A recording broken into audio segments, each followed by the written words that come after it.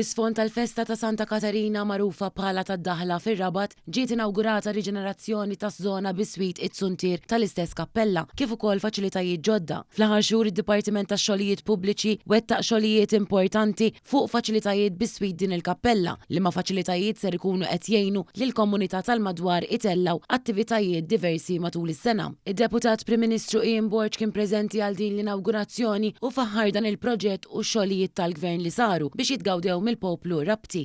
Mhux biss tintuża, mhux biss tinżamm fi stat tajjeb imma li anke jinħoloq spazju madwarha fejn il-komunità tkompli tiltaqa' tiċċelebra l-festa bħalma ser isir proprju f'dawn il-ġranet u għaldaqstant ix-xogħol li sar mid-Dipartiment tax-Xogħlijiet Pubbliċi żgur li kien ta' sosten kbir għall parroċċa għall komunità ta' Santa Katarina u għal dawk kollha li jgħixu fil-madwar.